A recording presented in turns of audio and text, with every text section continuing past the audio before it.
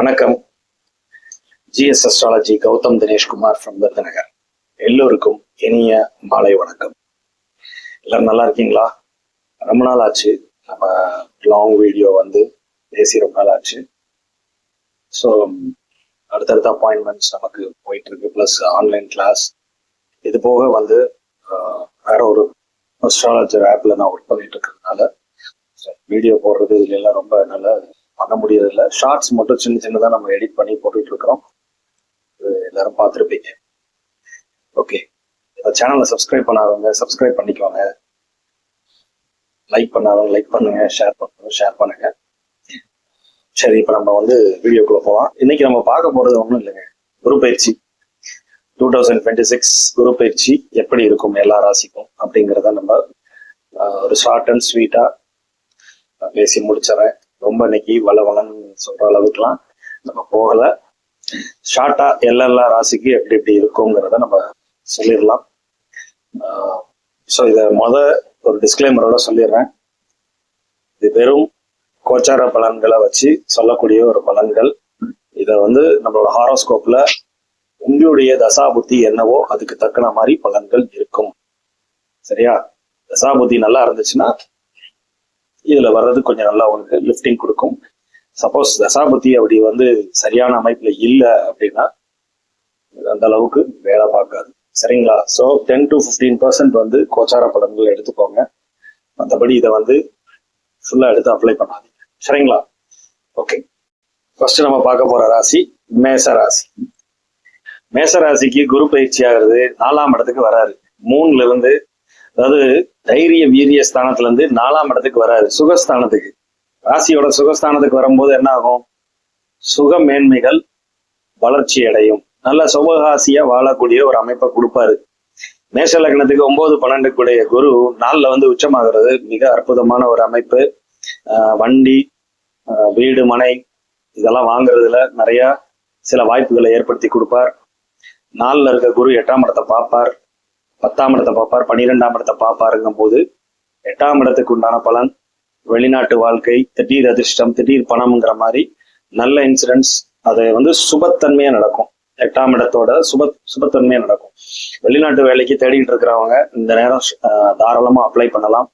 அதே மாதிரி பதவி உயர்வு, டெசிக்னேஷன் இம்ப்ரூவ்மெண்ட்டுக்காக காத்திருக்கவங்களுக்கும் இந்த குரு பயிற்சி ஒரு அற்புதமான ஒரு அமைப்பு. 10ஆம் இடத்தை குரு பார்க்கறது நல்ல அமைப்பு. அப்புறம் 12ஆம் இடத்தை பார்ப்பாரு, சுப விரயங்கள். சரிங்களா? வீடு, மனை, இன்வெஸ்ட்மெண்ட்ஸ், தொழில இன்வெஸ்ட் பண்ண போறேன், தொழில் பண்ண போறேன் நினைக்கிறவங்களுக்கு இந்த குரு பயிற்சி ஒரு நல்ல பலன்களை செய்யும் மேஷத்துக்கு. சரிங்களா? 4ல குரு உச்சமாகிறது நல்ல அமைப்பு. சுப விரயங்களை கொஞ்சம் கொடுப்பாரு.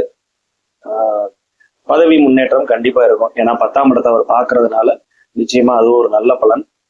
குரு 4ல உச்சமாகிறது மேசராசிக்கு கொடுத்து வைத்த அமைப்பு. தைரிய வீரியஸ்தானத்துல சுகஸ்தானத்துக்கு வர்றது எப்படி சொல்றது, நல்ல ஒரு சுகவாசியான ஒரு லைஃப் வரும் அப்படிங்கிற மாதிரி அர்த்தம். அது போக இல்லாம 12ல இருக்கிற சனியை வேற பார்ப்பாரு அவரு. இப்ப சனி சுபத்துவமாகும் போது சனியோட பலன்களும் அங்க நல்ல பலன்கள் நடந்தேறும். சரிங்களா? சோ மேசராசிக்கு இந்த குரு பயிற்சிங்கிறது கொடுத்து வைத்த அமைப்பு. நெக்ஸ்ட் ரிஷபராசி. ரிஷபராசிக்கு எங்க வராரு? தைரிய வீரிய ஸ்தானத்துக்கு 3ஆம் இடத்துக்கு வர்றாரு. 3ல குரு உச்சமாகிறாரு. 8, 11 குரு 3ல உச்சமாகிறாரு. ஒரு மறைவு ஸ்தானாதிபதி இன்னொரு மறைவு ஸ்தானத்துக்கு உச்சமாகிறது நல்லது. அது மட்டும் இல்லாம 11ஆம் இடத்துக்கும் அவர் ஆதிபத்தியம் பெற்றிருக்கிறதுனால ஒரு உபஜயஸ்தானாதிபதி இன்னொரு உபஜயஸ்தானத்துல அமர்றதுங்கிறது சிறப்பிலும் சிறப்பு. ரிஷபத்துக்கு தன்னுடைய முயற்சிகள் பலிதமாகக்கூடிய நேரம். என்ன முயற்சி எடுத்தாலும் அந்த பலிதமாகும். 3ஆம் இடத்துல இருக்க குரு 7ஆம் இடத்தை பார்ப்பாருங்கும் போது திருமண வாய்ப்பு கைகூடும். திருமண வாழ்க்கையில ஆல்ரெடி இருக்கிறவங்களுக்கு லைஃப்ல ஒரு நல்ல இம்ப்ரூவ்மெண்ட் இருக்கும். வாழ்க்கை துணையால் ஆதாயம், வாழ்க்கை துணையால் சந்தோஷம்ங்கிற மாதிரி நல்ல பலன்கள் இருக்கும். 3ல இருக்க குரு 9ஆம் இடத்தை பார்ப்பாரு.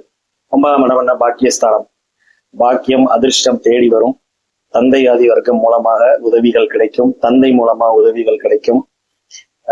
ஆன்மீக பயணம் மேற்கொள்வீங்க. இந்த மாதிரி 9ஆம் இடத்து நல்ல பலன்கள் இருக்கும். அதே மாதிரி அங்க இருந்தாருன்னா லாபஸ்தானத்தை பார்ப்பாரு. அபிலாசைகள் பூர்த்தியாகிறது. நீங்க நினைச்சதெல்லாம் கைவிடக்கூடிய நேரம் தான் இந்த குரு பயிற்சி. லாபஸ்தானத்துல இருக்கிற சனியை பார்ப்பாரு குரு. ரிஷபத்துக்கு கொடுத்து வைத்த அமைப்பு. சரிங்களா? அப்ப ரிஷபராசிக்கும் குரு பயிற்சி பலன்கள் அற்புதம். நெக்ஸ்ட் மிதுன ராசி. மிதுன ராசிக்கு குரு பாதகாதிபதி 7-10 குரு 2ல வந்து உச்சமாகிறார். 10ஆம் இடத்தை பார்ப்பாரு. அங்க வந்தாருன்னா தொழில் மேன்மை பெருகும். தொழில் செய்யணும்னு நினைக்கிறவங்க தொழில் பண்ணலாம். 2ல வந்து உச்சமாகிறார்கள். ஸோ தாராளமா பண்ணலாம். அதே மாதிரி பண விஷயங்கள்ல பொதுவா மிதுனத்துக்கு வந்து எப்பவுமே ஏதாவது ஒரு சில நெகட்டிவா கொடுக்கறதுக்குரிய வாய்ப்புகள் உண்டு இந்த குருவுக்கு. அதனால கவனமா இருக்கணும். அங்க இருந்தாருன்னா 6ஆம் இடத்தை தொடர்பு கொள்வாரு. அப்ப கடனை ஏற்படுத்துவார்.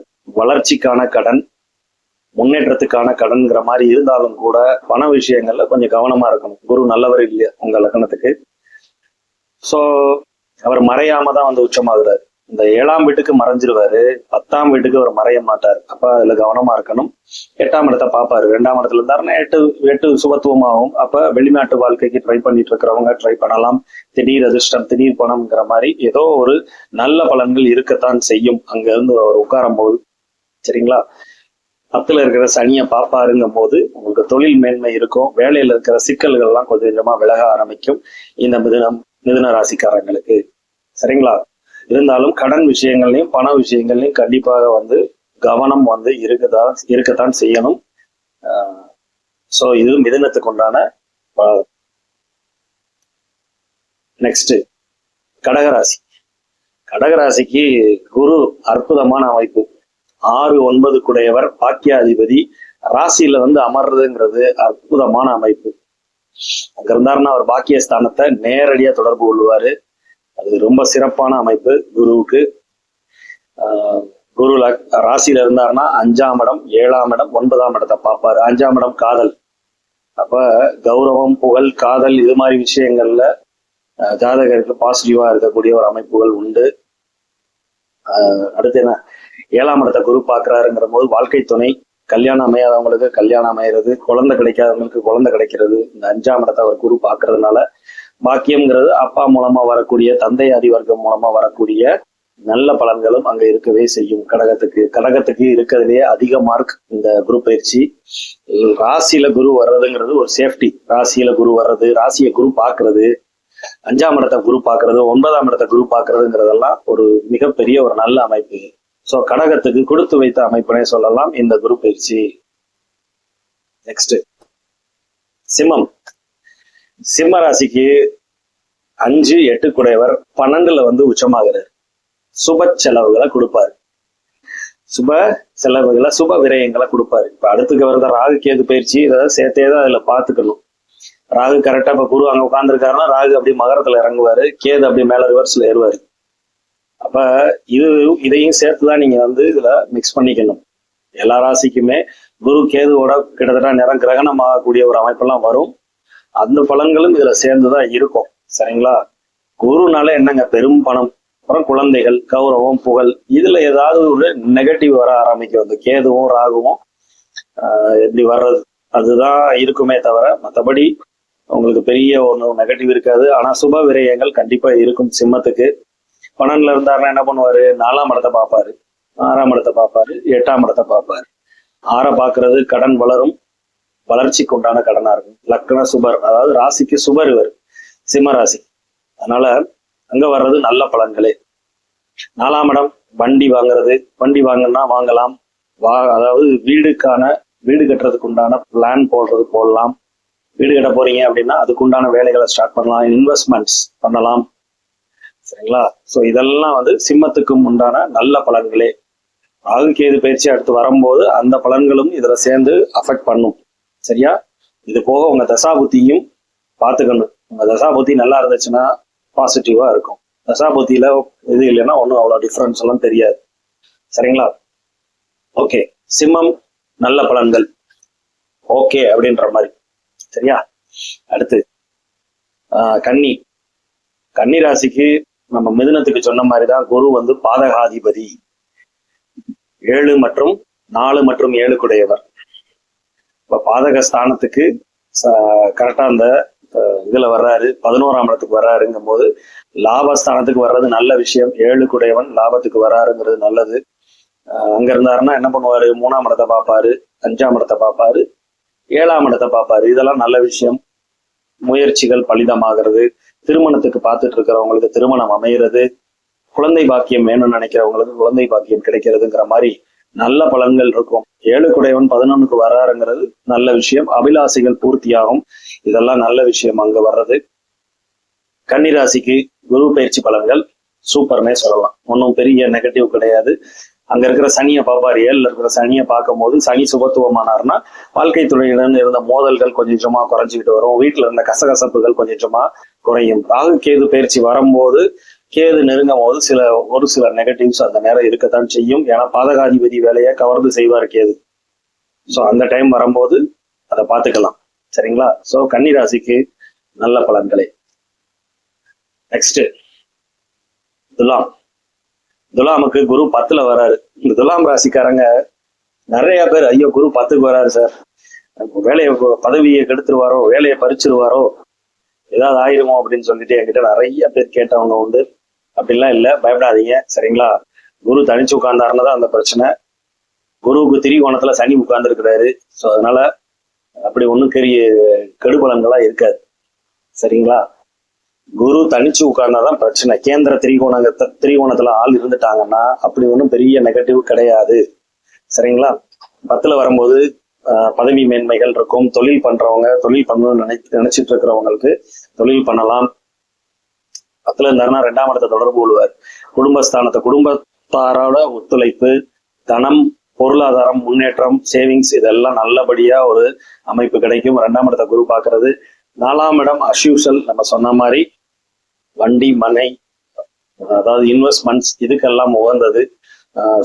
சுபகவாசியா வாழக்கூடிய ஒரு அமைப்பை கொடுக்கும். தாயாதி வர்க்கத்துக்கு நல்லது செஞ்சு மகிழ்வீங்க. அதாவது நல்ல பண உதவிகள் செஞ்சு மகிழ்வீங்க. இதெல்லாம் அதே மாதிரி 10ல இருக்க குரு 6 தொடர்பு கொள்வாரு.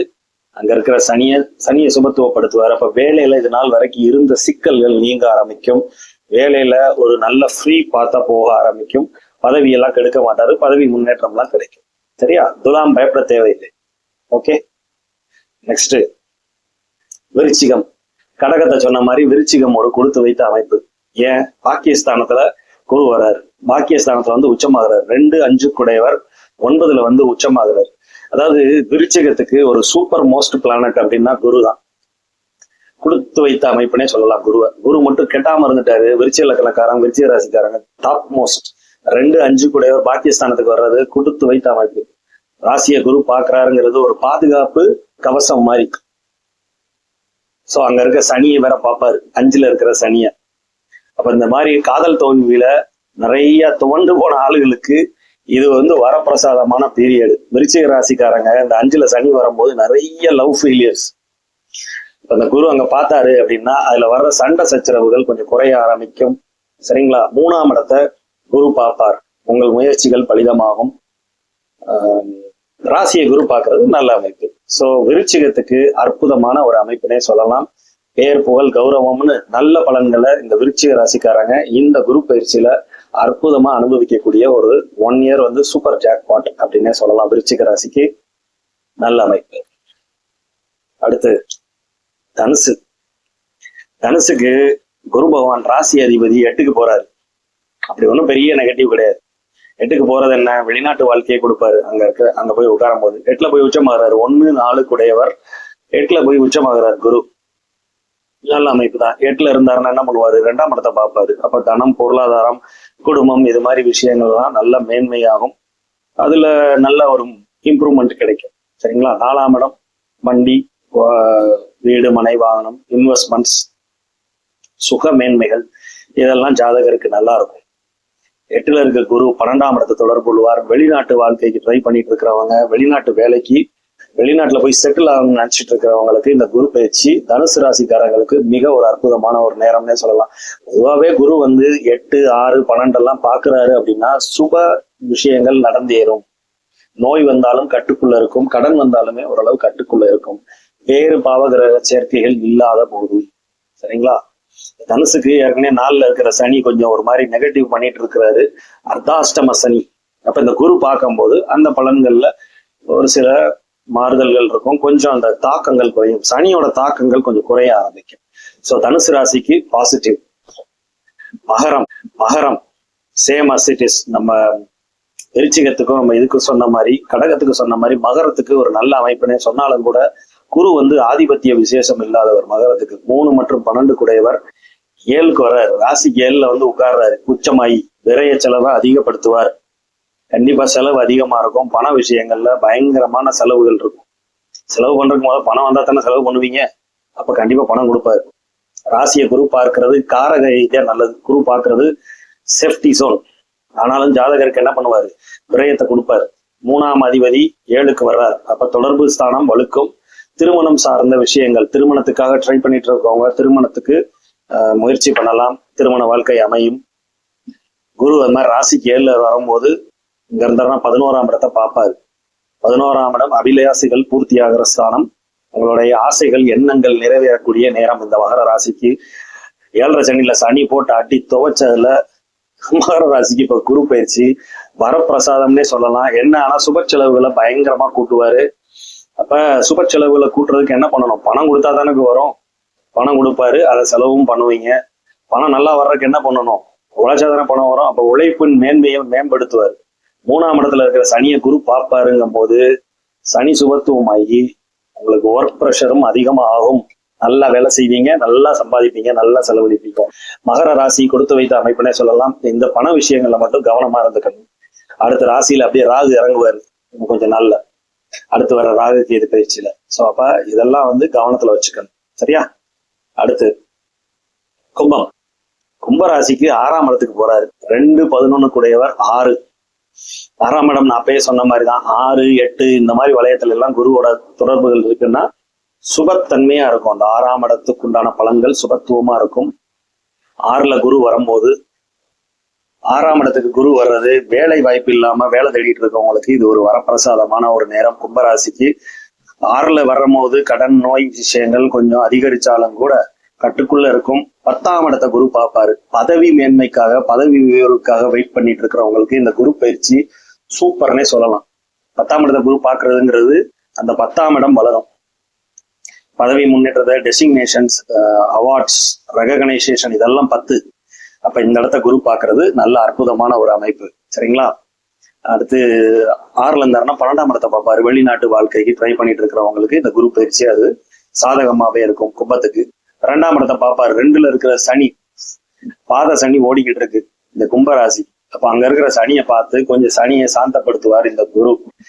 சோ அதுவும் நல்ல பலன்களே. சனி கொஞ்சம் கெடு பலன்களை குறைச்சிக்கிடுவார். பாத சனியில அடி வாங்கிட்டு இருக்கிற இந்த கும்பராசிக்கு குரு பயிற்சி ஒரு என்ன சொல்றது, அதாவது துடுப்பு தெரியாம தத்தளிச்சுட்டு இருந்த படகுக்கு ஒரு துடுப்பு வந்த மாதிரி இந்த கும்பத்துக்கு. சோ அதனால குரு வர்றது அந்த இடத்துக்கு நல்ல பலன்கள் தான். சரிங்களா? ஓரளவு அந்த பலன்கள் நல்ல பலன்களே இருக்கும். ரிலீஃப் இருக்கும். சனி கொடுத்துட்டு இருக்க துன்பத்துக்கு இது ரிலீஃப் கொடுக்கும். கும்பம் ஓகே. மீனராசி. மீனராசிக்கு குரு 5ல வர்றாரு. சூப்பர். 1 மற்றும் 10 கூடையவர். ராசி அதிபதி 5க்கு வர்றது ரொம்ப நல்லது. பூர்வ புண்ணிய ஸ்தானத்துக்கு வர்றது ரொம்ப ரொம்ப அதிர்ஷ்டமான ஒரு அமைப்பு. ஜென்ம சனியா போயிட்டு இருக்கிற அந்த சனிய குரு 9ஆம் பார்வையில பார்ப்பாரு. ஒரு பெரிய அதிர்ஷ்டம். ஜென்ம சனியில தத்தளிச்சுட்டு இருக்கிற மீனராசிக்கு குரு வர்றது மிகப்பெரிய ஒரு சூப்பர். 9ஆம் பார்வையால குரு அந்த ஜென்ம ராசியை பார்க்கறதுங்கிறது ப்ரொடெக்ஷன். நான் அப்பவே சொன்னது என்ன, கடகம், விருச்சிகம், மகரம் பிளஸ் இந்த மீனம் இதெல்லாம் ப்ரொடெக்ஷன். குரு ராசியை பார்க்கறதுங்கிறது மிகப்பெரிய ப்ரொடெக்ஷன். சரிங்களா? சனி சுபத்துவமாகி அவர் கொஞ்சம் அங்க இருக்கிற கெடுபலன்களை கொஞ்சம் குறைப்பார். சரியா? அடுத்து 5ல இருக்க குரு 9ஆம் இடத்தை பாக்கியஸ்தானத்தை பார்ப்பார். அற்புதமான அமைப்பு. பாக்கியம் பெருகும். 9ஆம் இடத்து மேன்மைகள், அதாவது வெளிநாட்டு வாழ்க்கை, 9ஆம் இடத்துக்கு மேல்நாட்டு பயணம், ஆன்மீக பயணம், இது மாதிரி விஷயங்கள்லாம் உங்களுக்கு கிடைக்கும். சோ 11ஆம் இடத்தை அடுத்து குரு பார்ப்பாருங்கும் போது லாபஸ்தானத்தை குரு பார்க்கறது, அபிலாசைகள் பூர்த்தி ஆகிறது. திருமணத்துக்கு பார்த்துட்டு இருக்கிறவங்களுக்கும், செகண்ட் மேரேஜுக்கு பார்த்துட்டு இருக்கிறவங்க, 11ஆம் இடத்தை குரு பார்க்கறதுங்கிறது செகண்ட் மேரேஜுக்கு இப்ப வரன் பார்த்துட்டு இருக்கிறவங்களுக்கு எல்லாருக்குமே இது அற்புதமா பொருந்தும். சரியா? மீன ராசிக்கு ஜென்ம சனிக்கு இந்த குரு ஒரு ரிலீஃப். அதாவது பயங்கரமான ஒரு காய்ச்சல் அடிச்சுட்டு இருக்கிற நேரம் ஒரு நல்ல பவர் டோஸா வந்து ஒரு ஒரு டேப்லெட்டை போட்டோன்னே என்ன ஆகும், அப்படியே கொஞ்சமா குறைய ஆரம்பிக்கும் இல்லையா? அதுதான் இந்த குரு பயிற்சி பலன்கள் இந்த மீன ராசிக்கு.